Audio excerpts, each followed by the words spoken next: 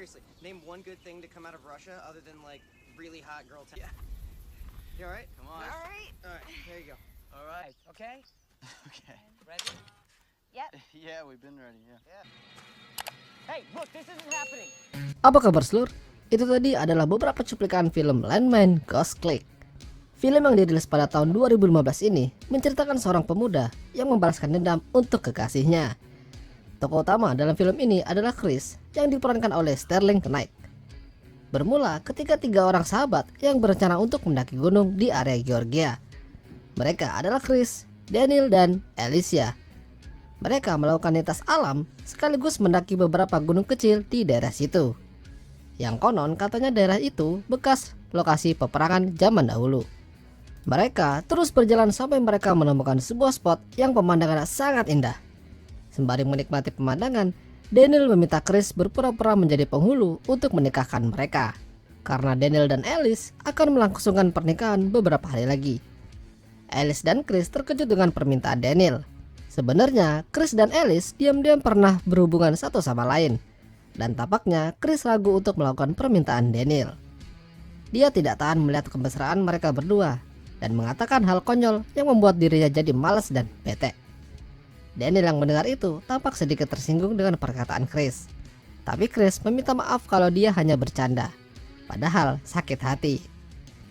Malam harinya mereka mendirikan tenda dan membuat api unggun di sana. Chris ingin mengungkapkan sedikit unek-uneknya pada Daniel kalau sebenarnya dia mencintai Alice. Tapi dia ragu untuk mengatakannya. Daniel yang sedikit mabuk memaksa Chris untuk memberitahukan apa yang ingin dia katakan padanya. Daniel dan Chris adalah sahabat dekat. Dan Daniel tidak keberatan jika Chris mengatakan sesuatu yang buruk kepadanya. Tapi Chris mengurungkan niatnya dan terus mendukung hubungannya Daniel dengan Alicia. Karena sudah larut malam, akhirnya Daniel dan Alicia masuk ke tenda duluan dan dilengkapi dengan bumbu permantapan. Pagi harinya, Chris terbangun dan melihat seseorang sedang membongkar isi tas mereka.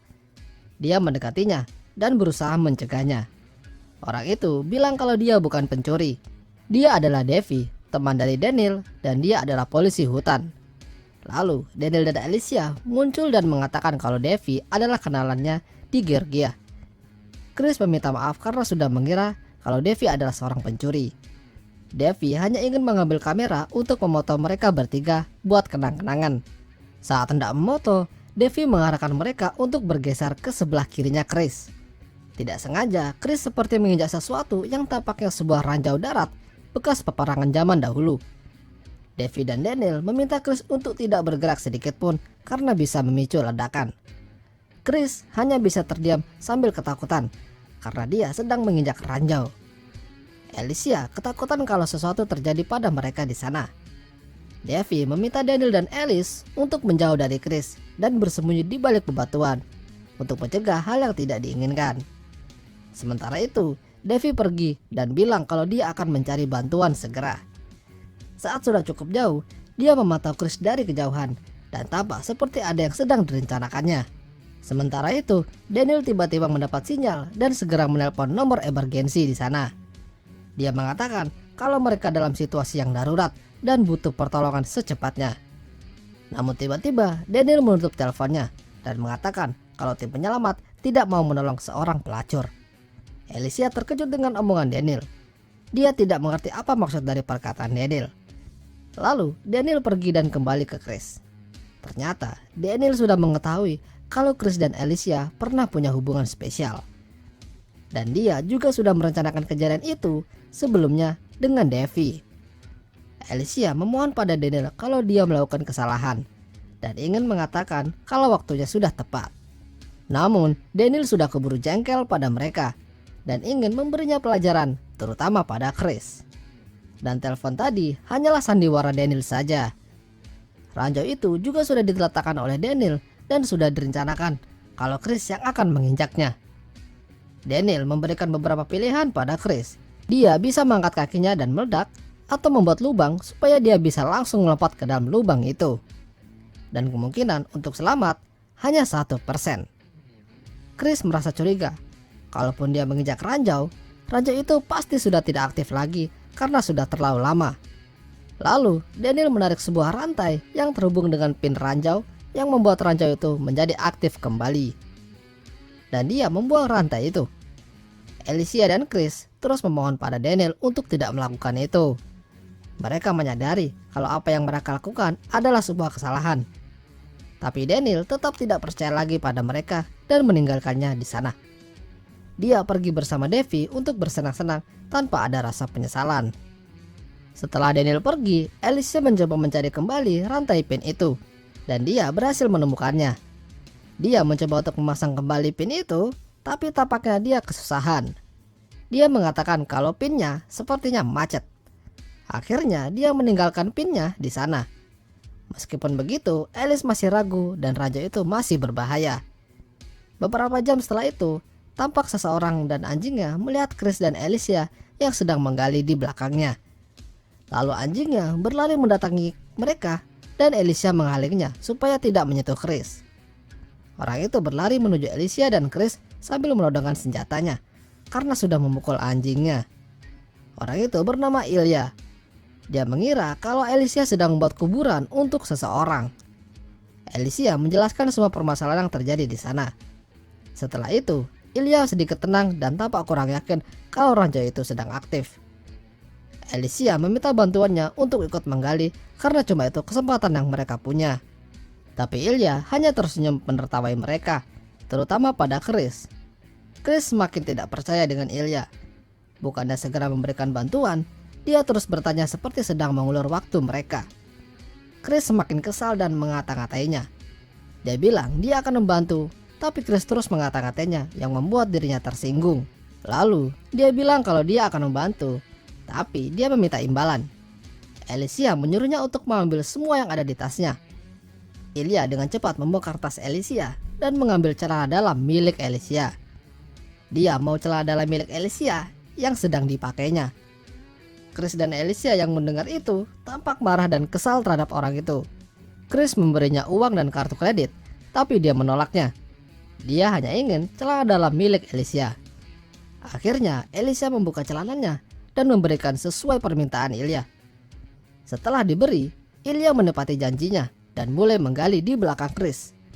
Saat sedang menggali, tiba-tiba radio milik Ilya berbunyi. Mendengar itu, Alicia memohon padanya untuk meminjamkan radionya supaya bisa meminta bantuan. Tapi Ilya tidak memberikannya secara gratis. Dia meminta Alicia untuk mengambilkan celana dalam yang dilemparkannya dengan bertingkah seperti anjing. Alicia sempat menolak permintaan itu, tapi dia tidak punya pilihan dan akhirnya dia melakukannya dengan terpaksa.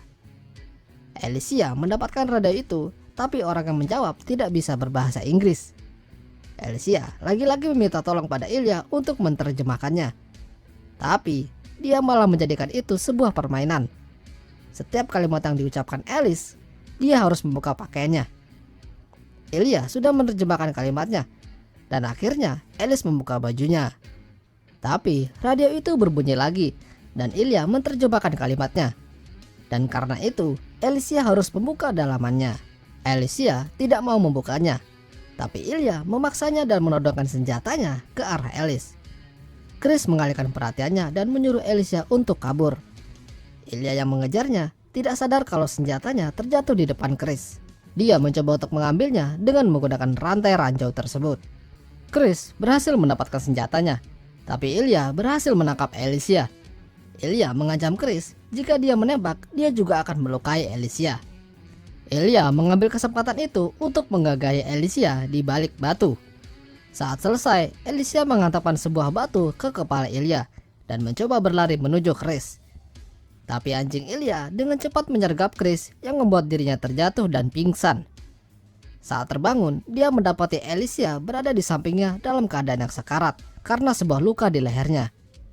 Ilya mengatakan kalau ranjau itu sebenarnya tidak aktif dan Chris telah dibohongi oleh Daniel selama ini. Beberapa bulan sudah berlalu semenjak kejadian itu. Dan ini adalah Tanya dan Lika. Mereka berdua adalah istri dan anak dari Ilya. Suatu hari mereka kedatangan tamu yang meminta bantuan karena dirinya tersesat di Georgia. Tamu itu adalah Chris. Lalu Lika menawarkan bantuan dengan memberikan Chris sebuah peta kota yang akan diprintnya terlebih dahulu. Sembari menunggu, dia minta izin untuk masuk ke dalam untuk beberapa saat. Lalu istrinya Ilya mengajak Chris untuk makan bersama di ruang mereka, karena warung makan jaraknya lumayan jauh dari situ. Sementara itu, Ilya kembali dari kebun dan masuk ke rumah. Dia terkejut dengan orang yang berada di rumahnya. Saat Chris berbalik, Ilya hanya bisa terdiam melihatnya. Dan Chris tampaknya punya sebuah rencana kepadanya. Istrinya tampak terkejut kalau Chris bisa mengetahui nama suaminya. Ilya meminta Chris untuk segera meninggalkan rumahnya atau dia akan mengusirnya. Lalu dia melapaskan anjingnya dan memerintahkannya untuk melukai Chris. Ilya merasa berdosa telah melakukan kejahatan itu. Dia sempat ingin menelepon nomor emergensi, tapi tidak jadi karena dia juga melakukan kejahatan. Tak lama setelah itu, Chris kembali dengan membawa anjing mereka yang terluka. Dia mengatakan kalau dia tidak sengaja menabraknya. Ilya yang melihat itu cepat-cepat mengambil senjatanya, tapi dia tidak menemukan pelurunya. Dan dari belakang, Chris menembak kedua kaki Ilya. Ilya lalu dibawa masuk oleh istri dan anaknya. Chris ingin membalas dendam atas perbuatannya terhadap dirinya dan Alicia. Alicia harus kehilangan nyawanya karena kehabisan darah saat Chris mencoba membawanya ke rumah sakit. Chris mencoba mengulangi apa yang diperbuat Ilya dulu pada anaknya. Sama seperti Alicia, Chris membuat sebuah permainan yang mengharuskan anaknya Ilya membuka pakaiannya. Chris menyisakan satu peluru di senjatanya yang nantinya menjadi permainan. Dia mulai berhitung. Awalnya peluru itu tidak keluar. Sampai hitungan ketiga, pelurunya keluar dan menembus kepala anaknya Ilya. Chris juga tampak tidak menyangka kalau pelurunya akan keluar secepat itu. Dia terduduk dan tampak menyesali perbuatannya. Dia menjadi seperti itu karena harus kehilangan orang yang ia cintai. Dan sepertinya balas dendam bukanlah jalan terbaik untuk mengobatinya. Dan akhirnya film pun berakhir. Itulah tadi alur cerita film Landman Ghost Click. Jika kalian suka dengan video ini, jangan lupa tinggalkan like ya, Slur. Sampai jumpa.